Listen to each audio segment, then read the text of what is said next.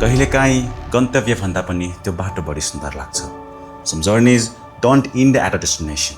They stay with you forever. This is the Nomex S1 Mark II, the first fish in Nepal.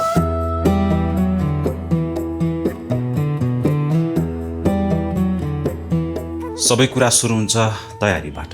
Gear tied, engine alive अनि मनभित्र एउटा छुट्टै excitement. दाजु रमाइलो त हुन्छ नि आज. एकदम बिन्दास, एकदम दामी रमाइलो हुन्छ. भीमबेदी भनेको चाहिँ एउटा अब हाम्रो हेटौडा बजार भनेको पहिला चाहिँ भीमबेदी बजार थियो. पहिलाको सदरमुकाम भनेको भीमबेदी थियो. अब त्यहाँ भनौँ त्यहाँ त थुप्रो इतिहास बोकेको ठाउँ हो. अझ एकदम रमाइलो छ ठाउँ भनौँ न. We don't just ride, we chase the unknown.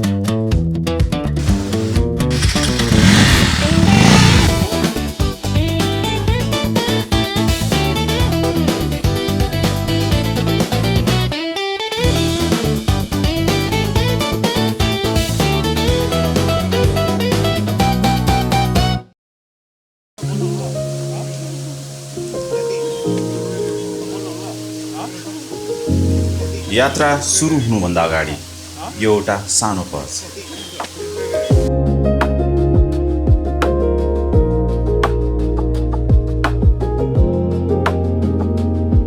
Sometimes before the road begins, the best moment is just to sit, eat and feel the silence.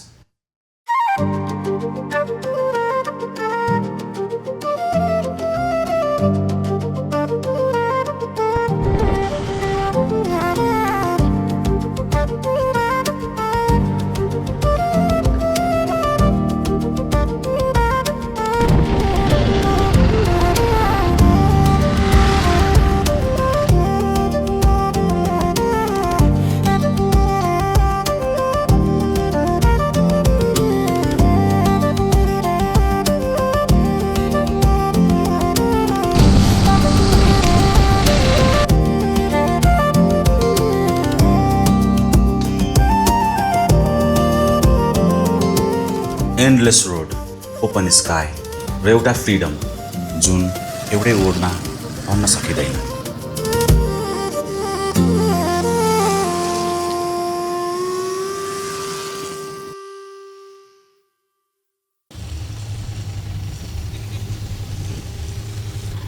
यो चाहिँ हाम्रो देउराली डाँडा पुग्यो अहिले. अब डेस्टिनेसनको लागि अलिकति मात्र टाइम बाँकी छ. त्यसपछि हामी डेस्टिनेसन पुग्छौँ. एकदम यहाँ चाहिँ जाडो पनि रहेछ, एकदम हुसु पनि लागिरहेको छ. वाइल्ड जाडो रहेछ यहाँ.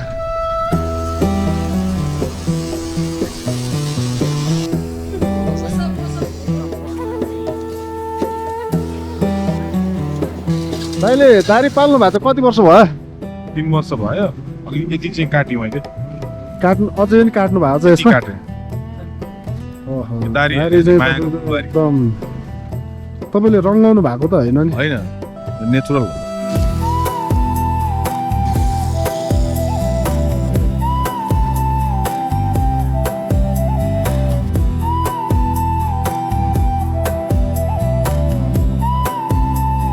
And finally, we arrive at Sivai Hills Resort.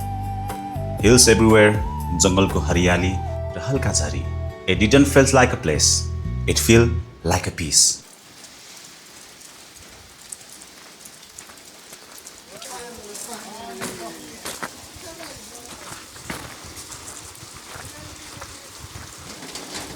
It's a very lucky day for us. ठाउँमा मन आएको पानी भयो. तर भाइब चाहिँ छ है त?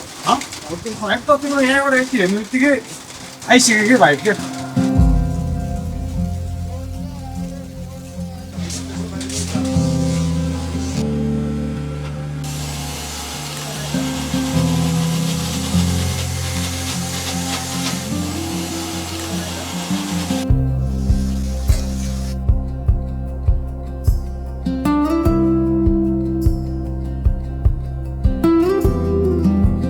बादलले ढाकेको आकाश, and we created our own little world.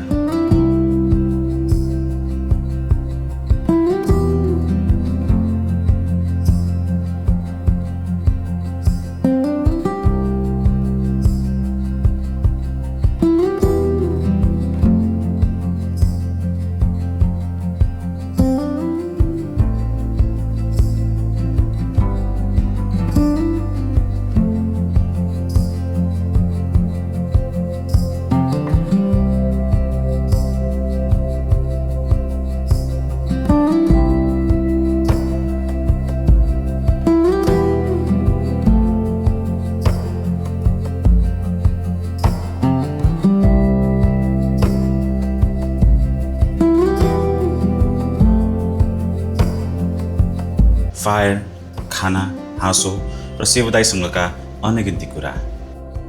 Everything just fail simple, real and unforgettable.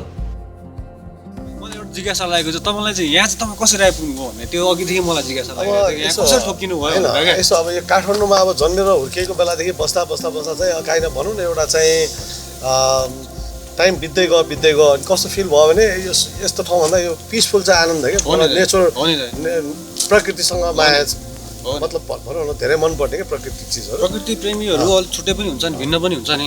फेरि यहाँ आएर एकछिन बस्दाखेरि चाहिँ कस्तो फिल हुने भने ध्यान गर्नै पर्दैन, यतिकै जुनसुकै हरेक मतलब हरेक मोमेन्ट हामीले मेडिटेसन गरे जस्तो फिल आनु। नेचर यहाँको नेचरले गरेर नि अलिकति मान्छेलाई रिफ्रेस गराइदिन्छ नि त, त्यो टाइपको चाहिँ यो चराचुरुङ्गीको आवाज हामीले जिन्दगी कहिले नदेखेका चराहरू हुने भर्खरै देखेको मैले होइन। त्यहाँ फेरि बाँदर, लङ्गुरहरू, तपाईँ योभन्दा पनि हरिणहरू आउँछ यहाँ। छुट्टै आनन्द हुन्छ। तपाईँले काठमाडौँतिर नदेखेको चराहरू यहाँ टन्नै हुन्छ। लामखुट्टे चराहरू, चराको यहाँ विभिन्न प्रकारको चराहरू टन्नै हुन्छ यहाँ।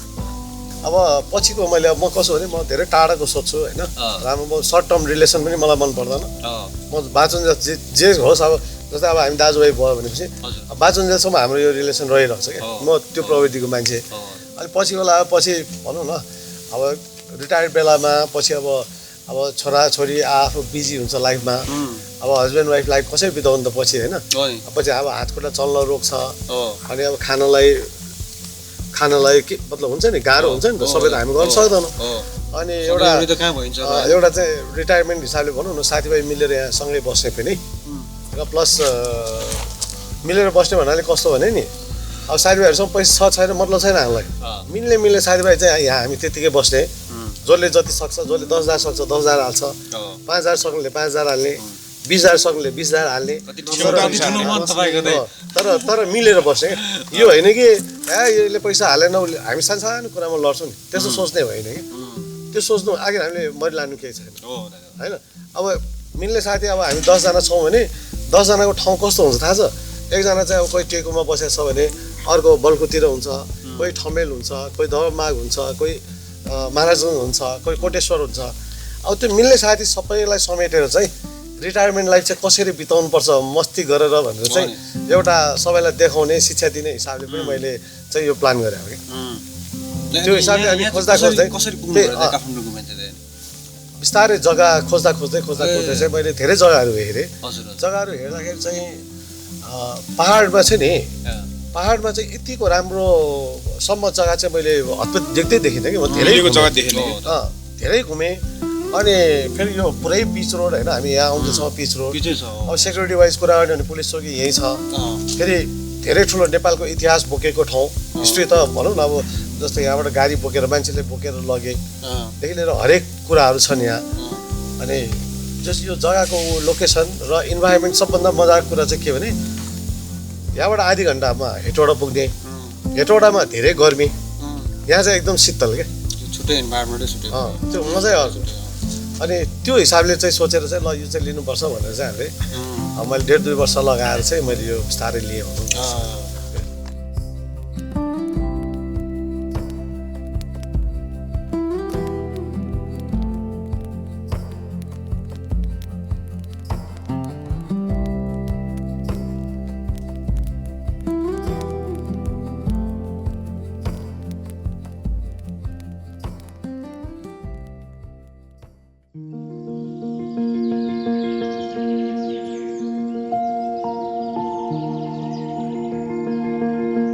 अर्को बिहान एभ्रिथिङ फिल्ड स्टिल, चारैतिर हल्का फगले संसार नै ढाके जस्तो। दाजु उठे हैन? ओ दाजु उठे हैन? गुड मर्निङ नमन दाजु। ए बवाल भयो, कब सुत्नु भयो तपाईँहरू? Nature was playing its own music, बिल्कुल शान्त र प्योर भाइब।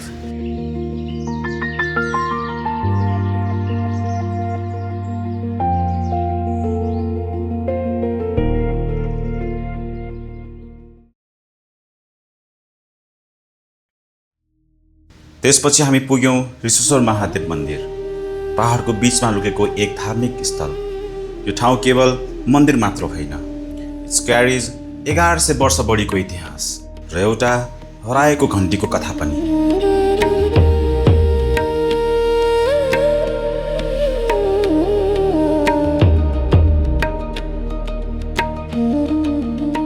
त्यो हाम्रो कुन घन्टी बजायो भने चाहिँ कहाँ पानी त्यहाँ घन्टी बजाएपछि यताबाट चाहिँ हाम्रो पानी आउँछ ल हिजो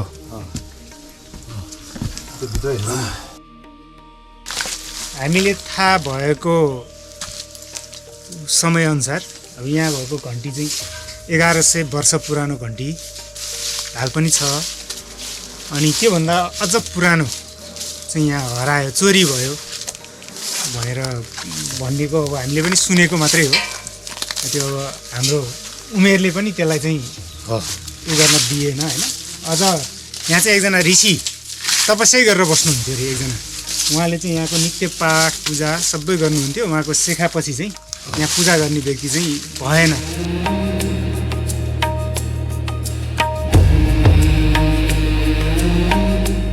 अनि अब मेन भगवान्को बास यहीँ भएकोले त्यो बेला जमानादेखि चाहिँ पूजापाठ गर्दै आएको। यो घन्टी हेर्दाखेरि नै अब 1100 वर्ष पुरानो त घन्टी नै छ। अब त्यो हामीलाई त पढ्न आउँदैन त्यो लेखेको होइन। त्यसलाई बरु क्लोजअपमा खिचेर हामी चाहिँ अलिकति यो ठाउँ चाहिँ एकदम यो शक्तिपीठ हो कि ऋषेश्वर महादेवसँगै अब कालीमा पनि हुनुहुन्छ। अब यो शक्तिपीठ हो, अलिकति ओझलमा परेको मात्रै हो। अब साथीभाइहरू सबैको चाहिँ अब एउटा हुन्छ नि अहिले त मिडिया है सोसियल मिडियाको जमाना हो होइन। अलिकति यसलाई सोसियल मिडियामा अलिक हाइलाइट गरेर चाहिँ हामीले चाहिँ अलिकति यहाँको राम्रो गर्नु पाएँ एकदम खुसी लाग्थ्यो भनौँ न।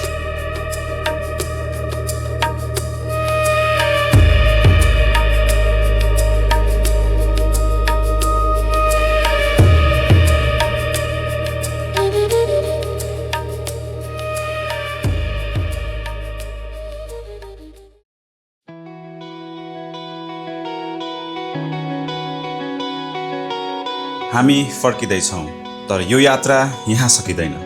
Somewhere between these hills, winds and endless skies, a part of us still remains.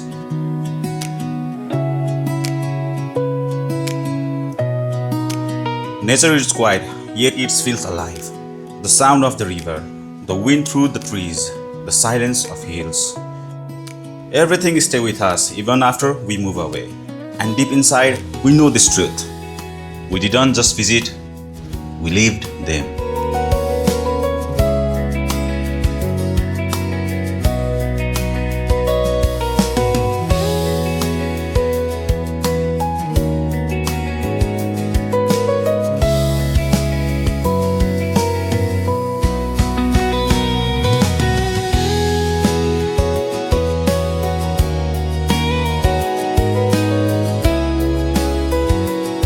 अनि मनभित्र एउटा विश्वास छ, फेरि यही बाटोहरू, यही पहाडहरू र यही फ्रिडम खोज्दै we will back again.